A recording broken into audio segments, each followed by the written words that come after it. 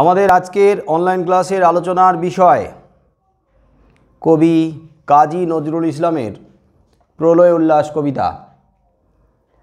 প্রত্যেককে বই সামনে রাখতে বলবো আর প্রলয় উল্লাস কবিতাটা বের করো, কারণ কবিতাটা আমি আগে পড়ব, সবাই মন দিয়ে শুনবে। কবিতাটা একবার শুনে নেওয়ার পরে এই কবিতা নিয়ে আলোচনা করব। আজকের কিছুটা অংশ আলোচনা হবে। আজকে চেষ্টা করব লাইন ধরে ব্যাখ্যা হবে না, পুরো কবিতার উপরে সামগ্রিক একটা আলোচনা করব, যে আলোচনায় তোমাদের একটা ধারণা তৈরি হয়ে যাবে কবিতা সম্পর্কে, কবিতার মূল বিষয় বা উপজীব্য বিষয় সম্পর্কে। আর তারপরে এর পরের দিন শুক্রবারে লাইন ধরে ব্যাখ্যা করব। কবিতাটা দীর্ঘ কবিতা, কবিতাটা তোমাদের কাছে একটু জটিল, তোমাদের কাছে একটু কঠিন বলে মনে হবে। তাই কবিতা বোঝার আগে আমাদের কবিতাটা শুনতে হবে, তারপরে যে সময়কালে কবিতা, যে সময়ে লেখা হয়েছে সেই সময়কালটাকে আমাদেরকে এখন এই সময় বসে মনে মনে ধরার চেষ্টা করতে হবে। ওই সময়কালের সমাজ, মানুষের চিন্তাভাবনা, তৎকালীন পরিস্থিতি, ওটা জানার পরে এই কবিতার বিষয়টা নিয়ে আমরা আলোচনা করব। তারপরে এই কবিতার যে বিষয়, তার মধ্যে যে শিক্ষণীয় দিক আছে, সেটা আমাদের জীবনে এখন এই মুহূর্তে কিভাবে প্রয়োগযোগ্য, কিভাবে আমরা প্রয়োগ করতে পারি এবং ভবিষ্যৎ জীবনেও সেটা নিয়ে আলোচনা করব। তাহলে বই সামনে রেখেছো, কবিতাটা বের করা হয়েছে? ওকে, লাইনের দিকে তাকাও। প্রলয় উল্লাস, কবি কাজী নজরুল ইসলাম। তোরা সব জয়ধ্বনি কর, তোরা সব জয়ধ্বনি কর, ওই নূতনের কেতন ওড়ে কাল বৈশাখীর ঝড়। তোরা সব জয়ধ্বনি কর, তোরা সব জয়ধ্বনি কর। আসছে এবার অনাগত প্রলয় নেশার নৃত্য পাগল, সিন্ধু পারের সিংহদ্বারে ধমক হেনে ভাঙল আগল। মৃত্যুগহন অন্ধকূপে মহাকালের চণ্ডরূপে ধূম্রধূপে বজ্রশিখার মশাল জেলে আসছে ভয়ঙ্কর। ওরে ওই হাসছে ভয়ঙ্কর। তোরা সব জয়ধ্বনি কর, তোরা সব জয়ধ্বনি কর। ঝামর তাহার কেশের দোলায় ঝাপটা মেরে গগন দুলায়, সর্বনাশী জ্বালামুখী ধূমকেতু তার চামর ঢোলায়। বিশ্বপাতার বক্ষ কোলে রক্ত তাহার কৃপাঞ্জলে দোদুল দোলে, অট্টরোলের হট্টগোলে স্তব্ধ চরাচর। ওরে ওই স্তব্ধ চরাচর। তোরা সব জয়ধ্বনি কর, তোরা সব জয়ধ্বনি কর। দ্বাদশ রবির বহ্নি জ্বালা ভয়াল তাহার নয়ন কটায়, দিগন্তরের কাঁদন লুটায় পিঙ্গল তার ত্রস্ত জটায়। বিন্দু তাহার নয়ন জলে সপ্ত মহাসিন্ধু দোলে কপোল তলে, বিশ্বমায়ের আসন তারি বিপুল বাহুর পর। হাঁকে ওই জয় প্রলয়ঙ্কর। তোরা সব জয়ধ্বনি কর, তোরা সব জয়ধ্বনি কর। মাভৈ মাভৈ জগৎ জুড়ে প্রলয় এবার ঘনিয়ে আসে, জরায় মরা মুমূর্ষুদের প্রাণ লুকানো ওই বিনাশে। এবার মহানিশার শেষে আসবে উষা অরুণ হেসে করুণ বেশে, দিগম্বরের জটায় হাসে শিশু চাঁদের কর।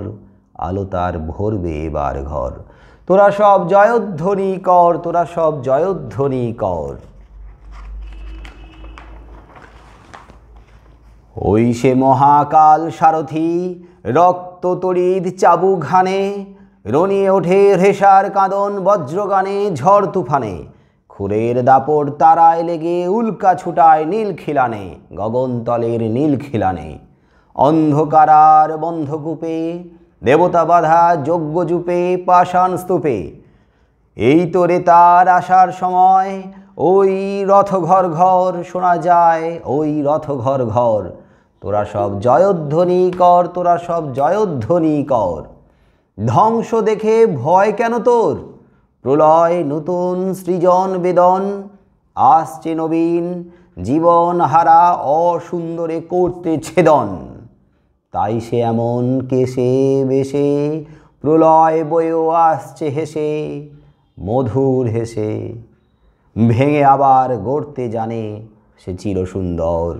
তোরা সব জয়ধ্বনি কর, তোরা সব জয়ধ্বনি কর। ওই ভাঙা গড়া খেলা জেতার কিসের তবে ডর। তোরা সব জয়ধ্বনি কর, মধুরা প্রদীপ তুলে ধর। কাল ভয়ঙ্করের বেশে এবার ওই আসে সুন্দর। তোরা সব জয়ধ্বনি কর, তোরা সব জয়ধ্বনি কর। তোমরাও সবাই জয়ধ্বনি করো, তোমরা সবাই জয়ধ্বনি করো, তোমরা সবাই জয়ধ্বনি করো। বলো, কবি কার জয়ধ্বনি করতে বলেছেন?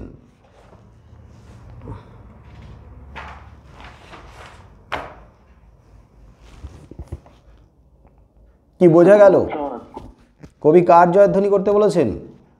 তরুণ সমাজ। তরুণ সমাজ, যুবশক্তির। হ্যাঁ স্যার, যুবশক্তি, যুব সমাজ।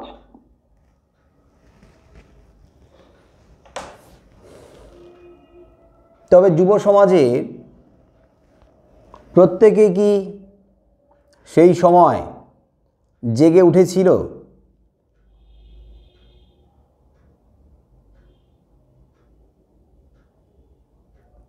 না, যুব সমাজের মধ্যে তখনও পর্যন্ত কেউ কেউ সুপ্ত অবস্থায় ছিল? সবার চেতনা কি জেগেছিল, নাকি চেতনা তখনও পর্যন্ত সুপ্ত ঘুমিয়েছিল? ঘুমিয়েছিল। সামগ্রিকভাবে যুব সমাজ কিন্তু তখনও জাগেনি। হ্যাঁ, যুব সমাজের মধ্যে, যুব শক্তির মধ্যে, তরুণ প্রজন্মের মধ্যে হয়তো বেশিরভাগ জেগেছে, কিন্তু তখনও পর্যন্ত একটা শ্রেণী ঘুমিয়েই ছিল। আত্মকেন্দ্রিক হয়ে তখনও পর্যন্ত পরাধীনতার নাগপাশে বন্দী হয়ে ওটাকেই নিজেদের ভবিতব্য বলে মেনে নিয়েছিল। বিধির বিধান, কপালের লিখন। তবে কবি জয়ধ্বনি দিতে বলেছেন, হ্যাঁ, যুবশক্তির, তরুণ প্রজন্মের।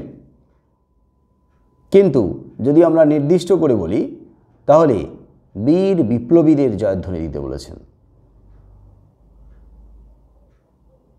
কবি জয়ধ্বনি দিতে বলেছেন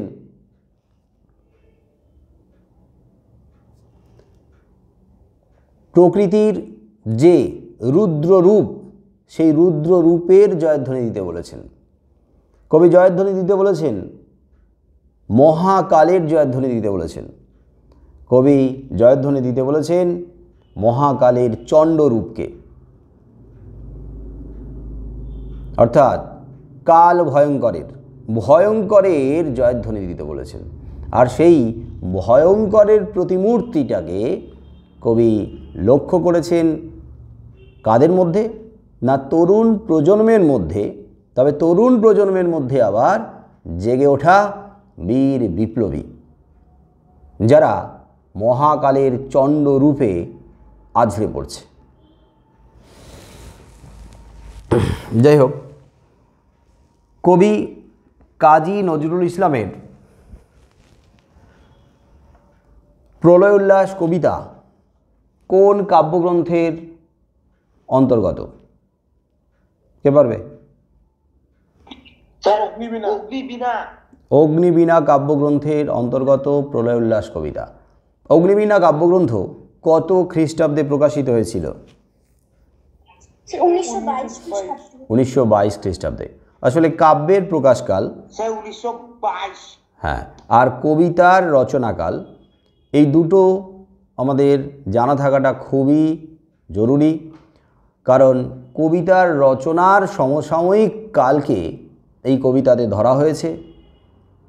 তবে শুধু সমসাময়িক কাল নয়, এই কবিতার মধ্যে উপস্থাপিত হয়েছে পূর্ববর্তী দীর্ঘ কয়েক বছরের ভারতবর্ষের পরাধীনতার অন্ধকারের পুঞ্জীভূত ক্ষোভ, শোষণ বঞ্চনার বিরুদ্ধে অগ্নুদ্গার। 1922 খ্রিস্টাব্দে রচনা প্রলয় উল্লাস কবিতা, আর 1922 খ্রিস্টাব্দে অগ্নিবীণা কাব্যগ্রন্থে অন্তর্ভুক্ত হয়ে প্রকাশিত হয়েছে। অগ্নিবীণা কাব্যগ্রন্থের প্রথম কবিতা প্রলয় উল্লাস। প্রলয় উল্লাস এই শব্দকে যদি আমরা বিশ্লেষণ করি তাহলে এখান থেকে দুটো পদ বা দুটো শব্দ পাওয়া যাবে, প্রলয় যোগ উল্লাস। সন্ধি বিচ্ছেদ করলে প্রলয় যোগ উল্লাস প্রলয় উল্লাস। প্রলয় মানে কি? বিশৃঙ্খলা। প্রলয় মানে ধ্বংস, সর্বনাশ। হ্যাঁ, প্রলয় মানেও সর্বনাশ, তবে প্রলয় কথাটা ধ্বংসের সঙ্গে বেশি যায়, অ্যাপ্রোপ্রিয়েট হচ্ছে ধ্বংস, প্রলয়। আর উল্লাস মানে কি? আনন্দ, আনন্দ। প্রলয় মানে ধ্বংস, উল্লাস মানে আনন্দ। এখন এটাকে যদি আমরা সমাসবদ্ধ পদ হিসেবে ধরি তাহলে এর ব্যাস বাক্য করলে কি দাঁড়াবে? ধ্বংসের যে আনন্দ, প্রলয়ের কারণে আনন্দ, প্রলয় হেতু আনন্দ, মানে ধ্বংসের কারণে আনন্দ। কথাটার মধ্যে যে অর্থ লুকিয়ে রয়েছে ওই অর্থটাকে আমাদের গভীরভাবে উপলব্ধি করতে হবে, কারণ কথাটার মধ্যেই যেন কেমন একটা বৈসাদৃশ্য, কেমন একটা আমরা যা ভাবি। কারণ আনন্দ কখনো ধ্বংস থেকে, আনন্দ কখনো প্রলয় থেকে, আনন্দ কখনো সর্বনাশ থেকে আসতে পারে না, এটাই আমরা জানি। কিন্তু প্রলয় থেকে অর্থাৎ ধ্বংস থেকে যদি আনন্দ আসে তাহলে সেই আনন্দটা ধ্বংসের কারণে আসছে। তো ধ্বংসের কারণে, প্রলয়ের কারণে আনন্দ, এর মধ্যে গভীর একটা তাৎপর্য লুকিয়ে রয়েছে।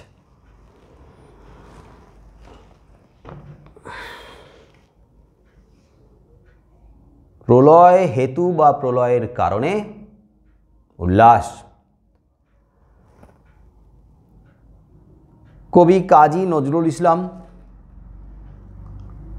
যিনি বাংলা কাব্য সাহিত্যে আবির্ভূত দুরন্ত ঝটিকার মতো, একেবারে ছোটোখাটো ভয়ঙ্কর দুরন্ত গতিতে আছড়ে পড়া একটা ঝড় ঝটিকা,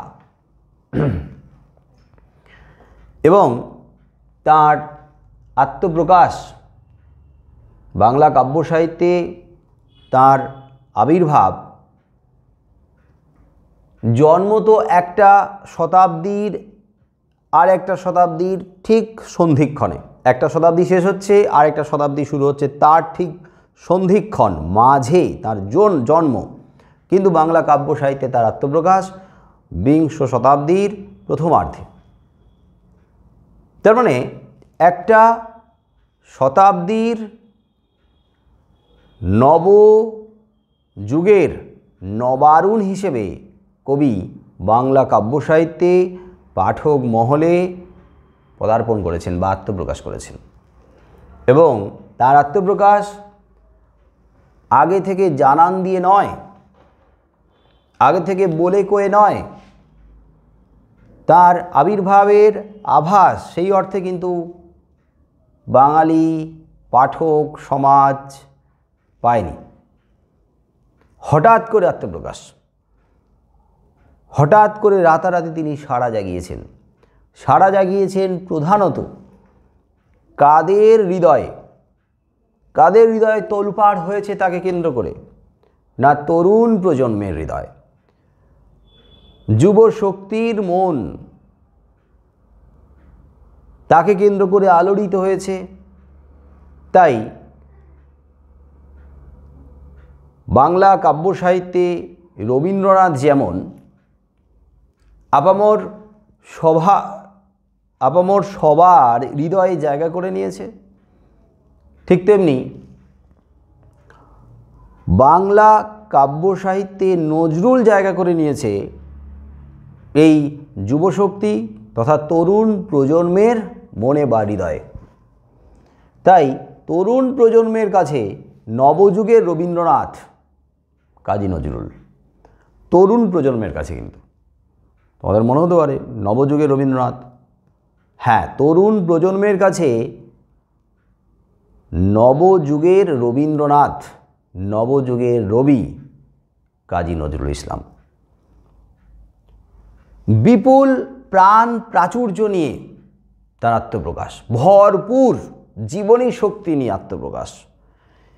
তার শিরায় উপশিরায় বিপ্লবের বারুদ ঠাসা রয়েছে। তার কবিতাগুলো বিস্ফোরণের আগে বোমার মধ্যে যেমনভাবে বারুদকে ঠাসা থাকে, ঠিক তেমনিভাবে কবিতাগুলো, কবিতার ভাষাগুলো, কবিতার শব্দগুলো বিস্ফোরণের আগে বোমার মধ্যে বারুদের মতো ঠাসা রয়েছে। শুধু একটা অগ্নিস্ফুলিঙ্গ করলেই যথেষ্ট।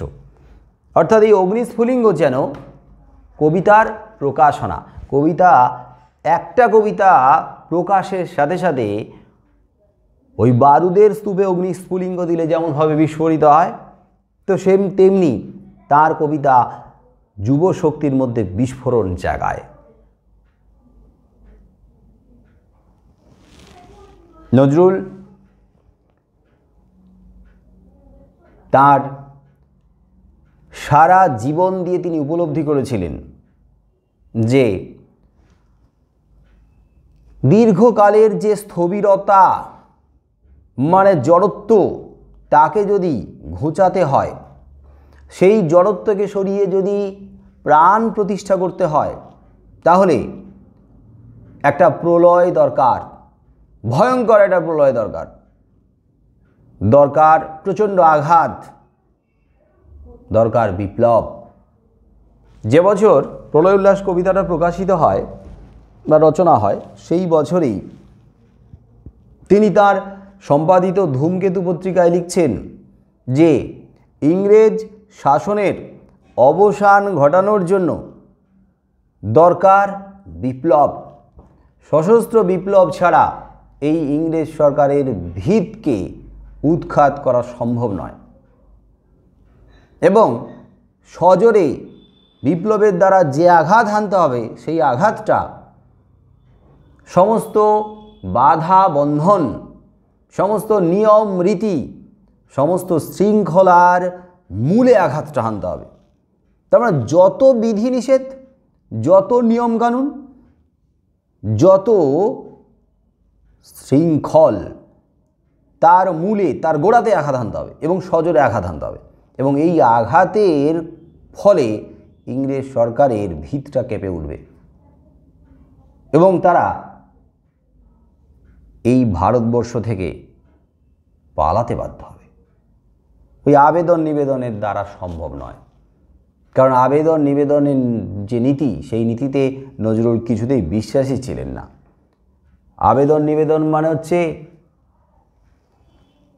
ওই অত্যাচারী অন্যায়কারীর সামনে হাঁটু গেড়ে বসে হাত জোড় করে কাতরভাবে প্রার্থনা আবেদন করা, ভিক্ষা দাও। আর কোন দিন অন্যায়কারী, কোন দিন ক্ষমতালোভী সাম্রাজ্যবাদীরা এই আবেদন নিবেদন নীতিতে বিশ্বাসকারী অহিংসপন্থীদের সামনে মাথা নত করেছে, বরং পিষ্ট করে দিয়ে গেছে, পিষে দিয়ে গেছে। তাই নজরুল বিপ্লবের পক্ষপাতী ছিলেন। নজরুল সশস্ত্র বিপ্লববাদের পথ ধরে এগিয়ে যেতে চেয়েছিলেন। নজরুলের আত্মপ্রকাশ অগ্নিবীণা কাব্যগ্রন্থে বিদ্রোহী কবিতার মধ্য দিয়ে।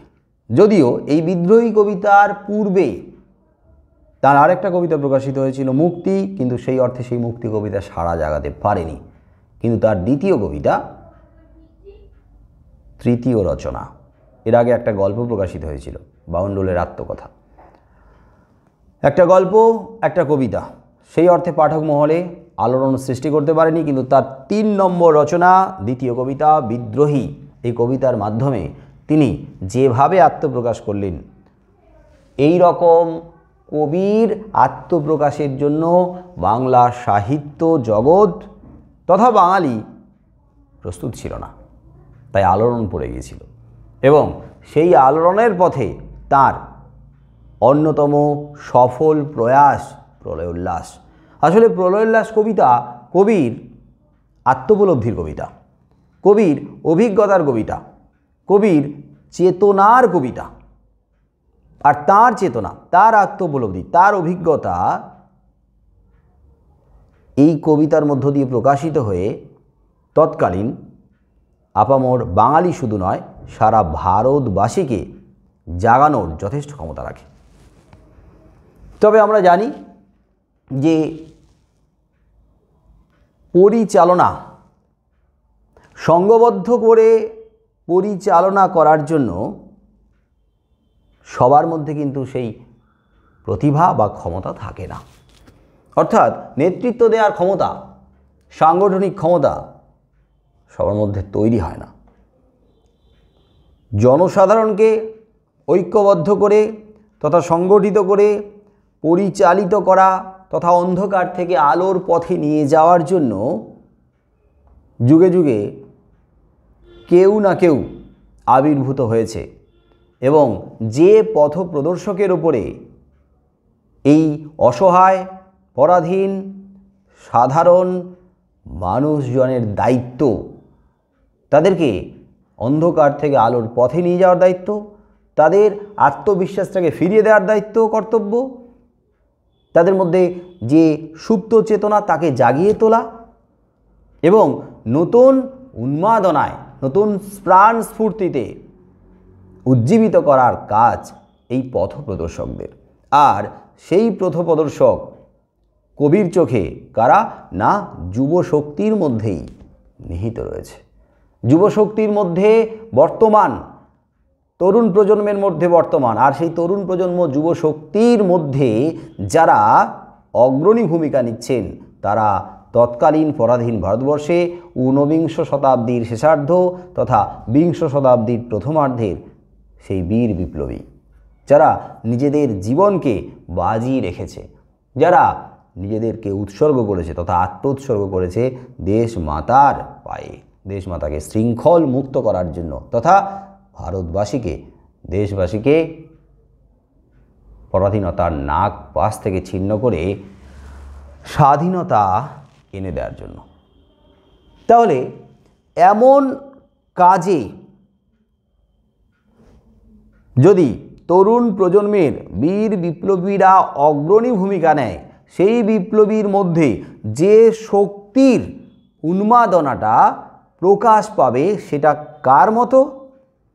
সেটা হচ্ছে প্রকৃতির মধ্যে এরকমই একটা ভয়ঙ্কর শক্তি আমরা দেখতে পাই।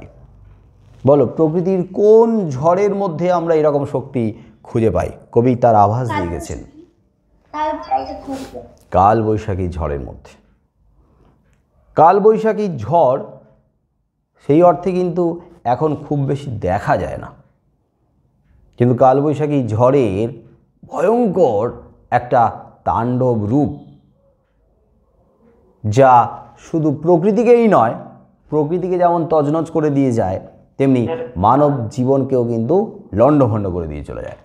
কালবৈশাখীর ঝড় আমরা দেখি ঠিকই, বৈশাখ জ্যৈষ্ঠ মাসে কালবৈশাখীর ঝড় বিকেল নাগাদ, কিন্তু এখন যে ঝড়ের দর্শন আমরা পাই সেই রকম কালবৈশাখীর রূপ, অর্থাৎ ইতিপূর্বে যে রকম কালবৈশাখীর ঝড় তোমাদের যারা বড়রা দেখেছে, সেই রকম কালবৈশাখীর ঝড় খুব একটা দেখা যায় না। নিম্নচাপের কথা শুনেছি, ঝড় বৃষ্টির কথা শুনেছি, আমফানের কথা শুনেছি, আয়লার কথা শুনেছি, তারপরে ফণির কথা শুনেছি, কিন্তু ওই বৈশাখ জ্যৈষ্ঠ মাসে বিকেল নাগাদ চারদিককে অন্ধকার করে যে কালবৈশাখী ঝড়ের আগমন আমরা কবিতায় পড়েছি, আমরা বড়দের কাছ থেকে শুনেছি, সেরকম রূপ কিন্তু আমরা সেই অর্থে দেখি না। হয়তো কখনো কখনো দেখেছি, কিন্তু প্রত্যেক বছর যে রূপ দেখার কথা আমাদের, ওই রূপ দেখার সৌভাগ্য আমাদের হয়ে ওঠে না, কারণ কালবৈশাখীর ঝড় ওইভাবে আমাদের সামনে আসে না। প্রকৃতির এখন যে বিড়ম্বনা, যে পরিবর্তন, সেই পরিবর্তনে কালবৈশাখীর ঝড়ও হয়তো নিয়ম করে আসে না। যাই হোক, কালবৈশাখী ঝড়ের কথা বলা হচ্ছে। কালবৈশাখীর ঝড়ের যে রূপের কথা বলা হয়েছে, সেই রূপ কিছুটা হলেও আমরা দেখেছি। কালবৈশাখীর ঝড় যখন আসে, যেহেতু বৈশাখ জ্যৈষ্ঠ মাস, তখন সূর্যের প্রচণ্ড দাবদাহে চারদিক পুড়ে খাগ হয়ে যাওয়ার মতো অবস্থা, মাঠঘাট শুকিয়ে যায়, গাছপালার পাতা ঝলসে গেছে, মাঠে যে তৃণগুল্ম আর সেই অর্থে দেখা যাচ্ছে না। মানে এক ফোঁটা জলের জন্য হাহাকার করছে মানুষ থেকে শুরু করে গাছপালা। তার মানে আমরা হাঁসফাঁস করতে থাকি, আমরা চাতক পাখির মতো আকাশের দিকে তাকিয়ে থাকি, মেঘের দিকে তাকিয়ে থাকি যে কখন এই রকম দাবদাহে কালবৈশাখীর ঝড় আসবে আর প্রাণের সঞ্চার ঘটাবে। কিন্তু কালবৈশাখীর ঝড় কি শুধুমাত্র প্রাণের সঞ্চার ঘটায়? প্রাণের সঞ্চার ঘটানোর আগে তার যে ভয়ঙ্কর তাণ্ডব রূপ নিয়ে সে পৌঁছায়, সেই তাণ্ডব রূপের আগমন আমাদেরকে ভাবিয়ে তোলে। কে কি মেসেজ করছিস? শুধুমাত্র মানুষজন নয়, মানে প্রাণীকুল নয়, প্রকৃতিও পর্যন্ত প্রহর গুনতে থাকে যে কখন কালবৈশাখী তার তাণ্ডব শেষ করে ফিরে যাবে। আর যখন কালবৈশাখী আসে তার আগে কি হয়? হঠাৎ করে চারদিকে কেমন থমকে যায় না? বলো।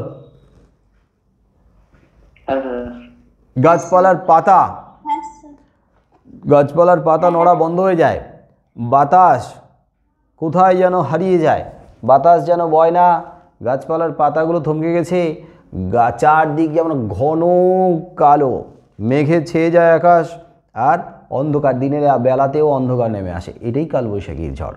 আমরা ক্লাস 9-এ পড়েছিলাম, ক্লাস 9-এর যে প্রথম কবিতা ছিল আমাদের, চণ্ডীমঙ্গল কাব্যের অংশ ছিল মুকুন্দ চক্রবর্তীর, কলিঙ্গ দেশে ঝড় বৃষ্টি। হ্যাঁ, ওখানে কালবৈশাখী ঝড়ের বর্ণনা ছিল। ওটাই কালবৈশাখীর ঝড়। কালো মেঘে আকাশ ছেয়ে গেছে, দিনের আলো নিভে গেছে, দিনের বেলাতেও মনে হয়েছে অন্ধকার, মানুষজন দেখতে পাচ্ছে না নিজেদের। তারপরে কালবৈশাখীর ঝড় যখন শুরু হলো, ঝড় সাথে বৃষ্টি, মুষলধারে বৃষ্টি চারদিক ভাসিয়ে নিয়ে যাচ্ছে, টানা বৃষ্টি চলেছিল 7 দিন ধরে। যাই হোক, কালবৈশাখীর ঝড়ের আগমনের ঠিক আগে আগে হঠাৎ করে কিন্তু প্রকৃতি কেমন থমকে যায়, একটা থমথমে ভাব। তার মানে এই থমথমে ভাব যেন প্রলয়ের পূর্ব মুহূর্তের একটা আভাস দিচ্ছে, পূর্ব লক্ষণ। তারপরে শুরু হয় বৃষ্টি, মানে ঝড়ের সাথে সাথে বৃষ্টি, চারদিক যেন তজনজ করে দিয়ে যাচ্ছে, লণ্ডভণ্ড করে দিয়ে যাচ্ছে। আর সেই কিছু সময় ধরে কালবৈশাখী যখন এরকম তাণ্ডব নৃত্য করে, তখন লড়াই চলতে থাকে, মানুষ থেকে শুরু করে গাছপালা নিজেদেরকে বাঁচানোর জন্য লড়াই করতে থাকে। এই এক অর্থে অস্তিত্ব সংকটের লড়াই। আর সেই অস্তিত্ব সংকটের লড়াই, কে মরবে কে বাঁচবে কেউ বলতে পারে না। তারপরে কিছুক্ষণ তাণ্ডব করার পরে যখন সে বিদায় নেয়, তখন তার একটা ছাপ পড়ে থাকে, যে কতখানি সে ভয়ঙ্কর হয়ে উঠেছিল তার ছাপটা পড়ে থাকে এই প্রকৃতিতে। সে চলে যায়, তাহলে ভয়ঙ্কর, তার মানে প্রলয় এলো, তাহলে প্রলয় এলো, তারপরে তজনজ করে চলে গেল। এইবারে বলো, আমাদের কালবৈশাখী ঝড়ের এই প্রলয় রূপ, অর্থাৎ এই সর্বনাশের রূপ, এই ধ্বংসের রূপ, এটা তো আমাদেরকে ভীত সন্ত্রস্ত করবে, আতঙ্কিত করবে। এর কারণে আমাদের মন বিষণ্ণ হবে, এটাই স্বাভাবিক। কিন্তু এই কালবৈশাখীর ঝড়ের মধ্যে শুধুই কি প্রলয়ের রূপ আছে, আর কি কোনো রূপ নেই? বলো। আছে। কি রূপ আছে? কোন রূপ আছে? মানে প্রলয়ের ফলে যে মানে প্রলয়ের পরে তো বৃষ্টি হয়, তাহলে সেই বৃষ্টির ফলে হচ্ছে জীবন্ত হয়ে ওঠে যে মানে গ্রীষ্মের খরাতে যেগুলো যে গাছগুলো নেতিয়ে পড়েছিল, যে গাছগুলো তবে যখন প্রায় শুকিয়ে পড়েছিল, প্রায় মরার উপক্রম হয়েছিল, মাঠঘাট একেবারে ফুটি ফাটা হয়ে গেছে, তৃণ তথা ঘাস শুষ্ক প্রায় হয়ে গেছে, তার মানে এই প্রায় প্রাণহীন পৃথিবীতে প্রাণের সঞ্চার ঘটানোর জন্য কিন্তু কালবৈশাখীর উপস্থিতি। কালবৈশাখী শুধু ধ্বংস করে দিয়ে যায়নি, কারণ কালবৈশাখীর এই ঝড়ের মধ্যে যে সরসতাও আছে, অর্থাৎ যে বৃষ্টি কালবৈশাখীর ঝড়ের সাথে এসেছে সেই বৃষ্টি এক অর্থে প্রাণের সঞ্চার ঘটাচ্ছে মৃতপ্রায় পৃথিবীর বুকে। ওই তৃণ অঙ্কুরে রস সঞ্চার করছে, নতুন করে গজিয়ে উঠছে প্রাণ, নতুন করে গজিয়ে উঠছে ঘাস, গাছ, গাছের পাতা। তার মানে ধ্বংস করে চলে গেল, আর ওই ধ্বংসের সাথে সাথে যত কিছু জড়তা, দেখবে যে সমস্ত গাছের পাতাগুলো শুকিয়ে পড়ে গিয়েছিল সেই জীর্ণ পাতাগুলো, শুষ্ক পাতাগুলোকে ধুয়ে মুছে নিয়ে চলে গেল, যেখানে যত নোংরা আবর্জনাকে সব ধুয়ে নিয়ে চলে গেছে। তার মানে যত কিছু জরাজীর্ণতা সব কিছুকে ধুয়ে মুছে সাফ করে দিয়ে একেবারে নতুন সৃষ্টির জন্য একটা পরিবেশ তৈরি করে দিয়ে গেছে কালবৈশাখী। ঠিক এই প্রকৃতির মধ্যে যে দ্বৈত রূপ লক্ষ্য করা যাচ্ছে, ওই দ্বৈত রূপও কবি লক্ষ্য করেছেন কাদের মধ্যে? না ওই তরুণ প্রজন্মের বীর বিপ্লবীদের মধ্যে। আমাদের দীর্ঘকালের পরাধীন ভারতবর্ষে যে জড়তা তৈরি হয়েছে, কাদের কারণে জড়তা তৈরি হয়েছে? কারা এই ভারতবর্ষকে জড়ো বা স্থবির করে রেখেছে? কারা? হ্যাঁ, অত্যাচারী ব্রিটিশেরা। তাহলে সেই অত্যাচারী ব্রিটিশ শক্তি এই ভারতবর্ষকে জড়ো করে রেখেছে, প্রাণহীন করে রেখেছে। যত জরাজীর্ণতাকে তারা জমিয়ে রেখেছে, সেই জরাজীর্ণতাকে যদি ধুয়ে মুছে ফেলা যায় তাহলেই কিন্তু নতুন প্রাণের সঞ্চার হবে। আর একটা দুটো নয়, সামাজিক ক্ষেত্রে জড়ত্ব, ধর্মীয় ক্ষেত্রে জড়ত্ব, অর্থনৈতিক ক্ষেত্রে জড়ত্ব, সাম্প্রদায়িক জড়ত্ব, তার মানে সমাজ জীবন, অর্থনীতি, ধর্মীয় ক্ষেত্র, সমস্ত ক্ষেত্রে একটা বিরাট জড়তা বা স্থবিরত্ব বজায় রয়েছে। আর মানুষের মন থেকে ওই জড়ত্বটাকে যদি ঘুচিয়ে না ফেলা যায় তাহলে মানুষও স্বতঃস্ফূর্তভাবে জাগবে না। আসলে মানুষ তো চিন্তা করতেই পারছে না, তাদেরকেই জড়ো বানিয়ে রাখা হয়েছে। আর সেই জড়ত্ব তথা প্রাণহীনতাকে ঘোচাতে পারলেই তবে গিয়েই নতুন প্রাণের সঞ্চার হবে। আমরা তো জানি যে যত নতুন নতুন সভ্যতা গড়ে উঠেছে তার আগে সেই সভ্যতার পূর্বে যে সমস্ত প্রাচীন সভ্যতা ছিল সেই প্রাচীন সভ্যতা কিন্তু ভেঙে চুরমার হয়ে গেছে, সেই প্রাচীন সভ্যতা কিন্তু ধ্বংস হয়েছে। দেখবে প্রাচীন সভ্যতাগুলো যখন ধ্বংস হয়েছে না, তার বুকে যে নতুন সভ্যতা গড়ে উঠেছে সেই সভ্যতা প্রাচীন সভ্যতা থেকে তুলনায় অনেকাংশে উন্নত। তার মানে দীর্ঘকালের যে স্থবিরতা বা এক জায়গায় থমকে থাকা যে পরিবেশ, সেটা যদি নাশ না করা যায় তাহলে নতুনভাবে অগ্রগতি বা উন্নতি আসা সম্ভব নয়। ভারতবর্ষের স্বাধীনতার সূর্য অস্তমিত হয়েছিল 1757 খ্রিস্টাব্দে। তারপর বহু বছর কেটে গেছে। 1922 খ্রিস্টাব্দ মানে এটা কত বছর পর? একটা হিসেব করে বলো। 1757 থেকে 1922 খ্রিস্টাব্দ। তাহলে কত বছর? 100 কত বছর?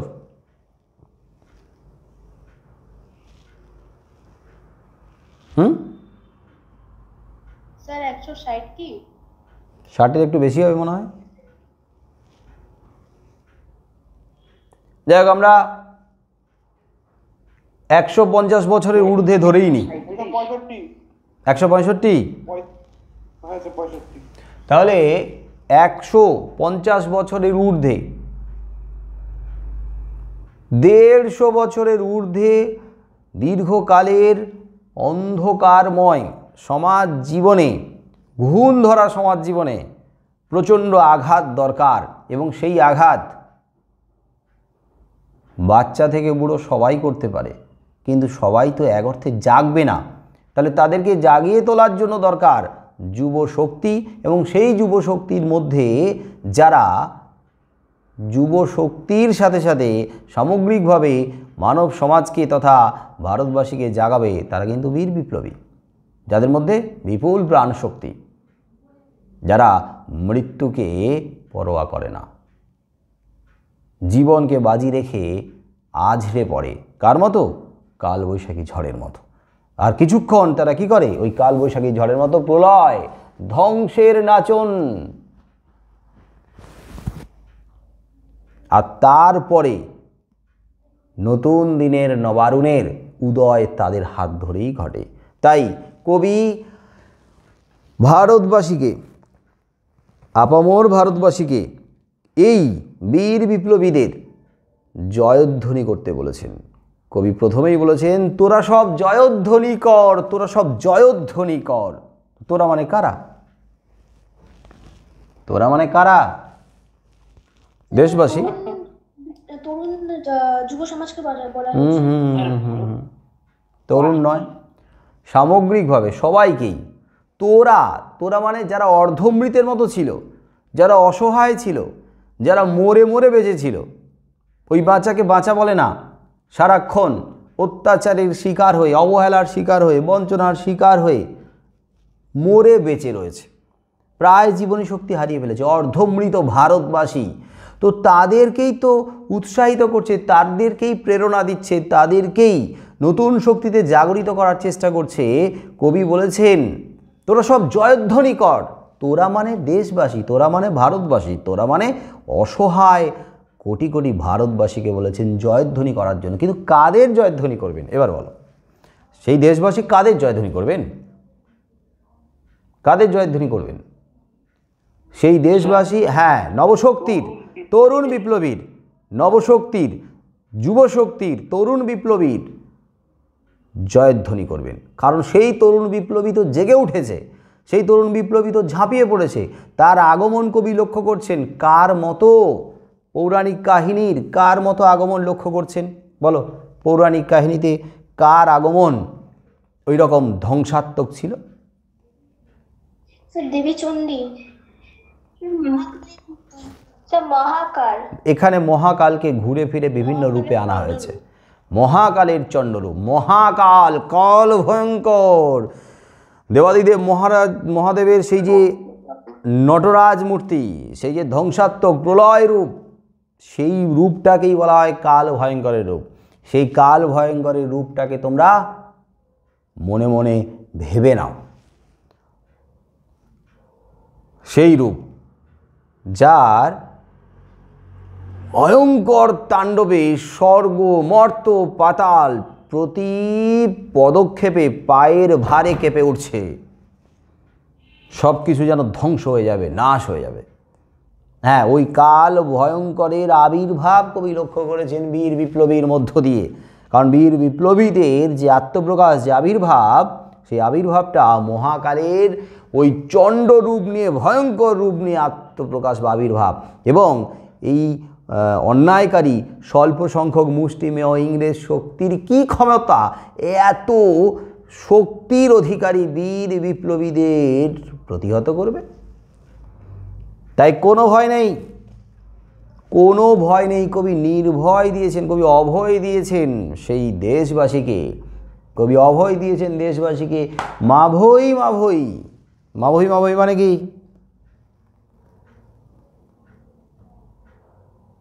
মা ভই মানে কি? হ্যাঁ বলো।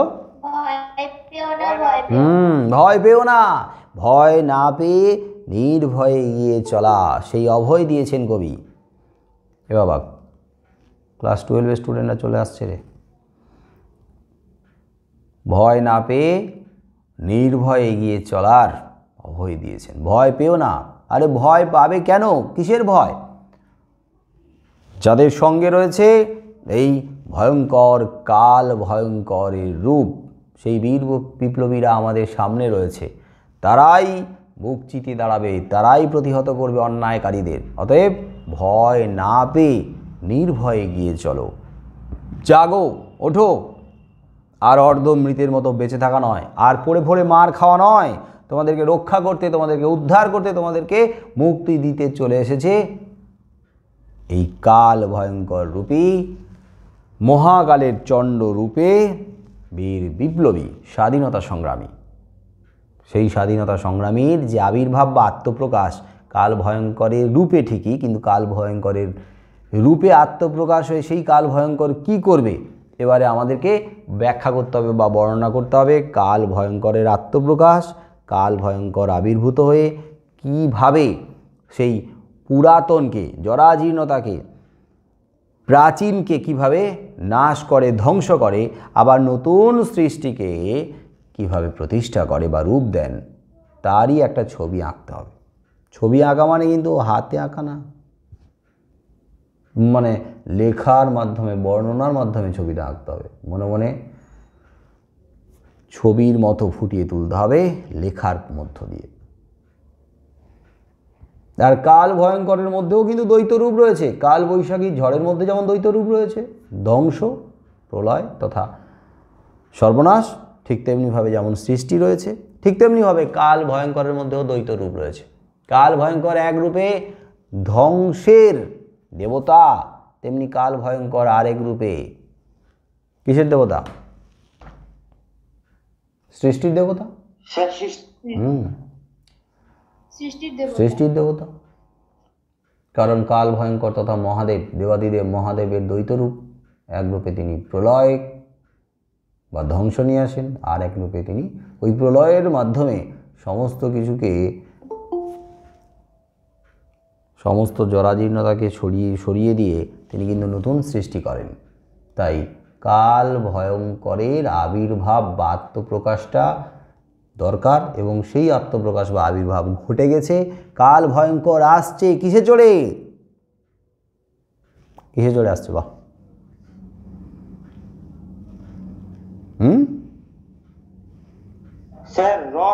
রথে চড়ে আসছে।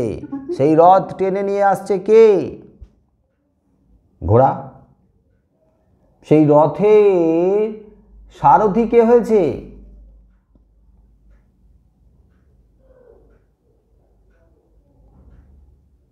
মহাকালকে যে রথে চড়িয়ে নিয়ে আসছে, মহাকালের না, মহাকাল ওই সে মহাকাল সারথি, রক্ত তড়িৎ চাবুক হানে।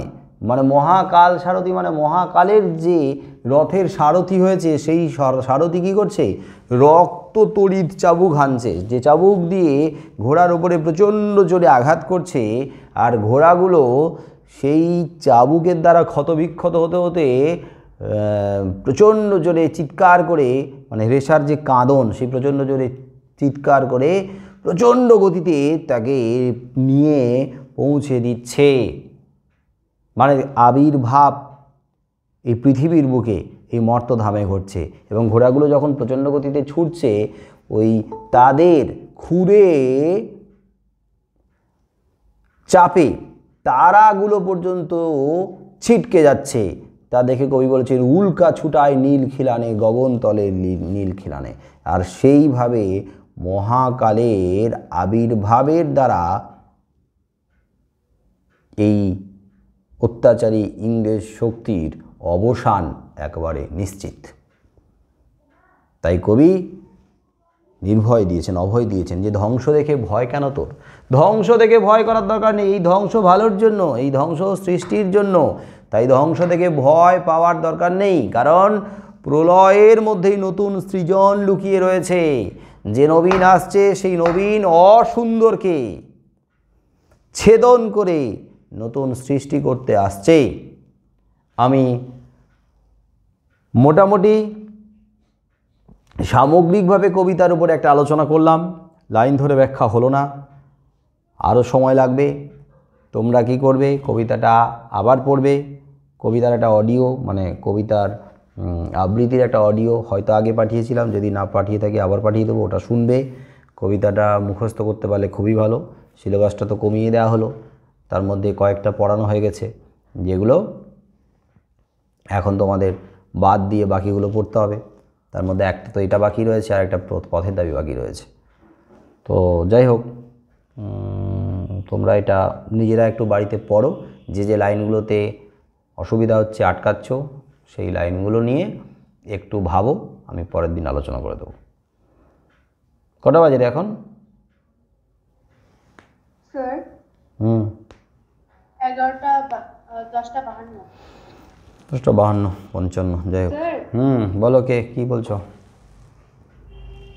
স্যার বলছি যে আমাদের নদীর বিদ্রোহ থেকে যেগুলো কোশ্চেন দেওয়া হয়েছে ওগুলো তাহলে কি করবো না আর? এখন আপাতত ওটাকে বাদ রাখো, যেহেতু নদীর বিদ্রোহ এখন সিলেবাসে নাই দেখছি। শেষ মুহূর্তে আবার চেঞ্জ করবে কিনা, করবে না হয়তো। নদীর বিদ্রোহগুলোকে আপাতত কোশ্চেনগুলোকে সাইড করে রাখো, পড়ানো হয়ে গেছে, বোঝানো হয়ে গেছে। আবার ওই বাংলা ভাষায় বিজ্ঞান, ওটাও বোঝানো হয়ে গেছে, খুব ভালো একটা চ্যাপ্টার ছিল। ওগুলোকে বাদ দিয়ে রাখো। হ্যাঁ, যেগুলো যেগুলো পড়ানো হয়ে গেছে আপাতত ওগুলো সাইডে সরিয়ে রাখো। যেগুলো আমাদের সিলেবাসে রয়েছে সেগুলোকেই চর্চা করতে থাকো। আর পথের দাবি, প্রলয় উল্লাস দুটো বাকি রয়েছে, এই দুটো আলোচনা করে নেওয়ার পরে একটা পরীক্ষা নেব ওই সিলেবাসের উপরে, আমাদের যে নতুন সিলেবাস দিল তার উপরে। স্যার একটা কথা আছে। বলো, কি কথা? স্যার আপনার কাছে কি পরীক্ষার কোনো আপডেট আছে? না, পরীক্ষার কোনো আপডেট নেই। মানে এই যে স্যার কমিয়ে দিল সিলেবাস, এর মানে কি এটা ইন্ডিকেট করছে যে পরীক্ষা আসন্ন, মানে তাড়াতাড়ি? হ্যাঁ, পরীক্ষা পিছানোর সম্ভাবনা কম, আমার যা ধারণা বলছে। কারণ পরীক্ষার সিলেবাস যদি কমিয়ে দেয় তাহলে পরীক্ষা পিছিয়ে দেওয়ার সম্ভাবনা কম। তাই ভোটের আগেই হবে। তোমরা পরীক্ষার জন্য সেভাবে প্রিপারেশান নেবে, যে ডেটে পরীক্ষা ছিল সেই ডেটেই তোমরা প্রিপারেশান নেবে। বুঝেছ? আজকে এই পর্যন্ত। তোমাদের জন্য গুড নাইট অপেক্ষা করছে। গুড নাইট, টাটা, কারণ আমি এখন অন্য ক্লাস পড়াবো। লেফট করো একে একে।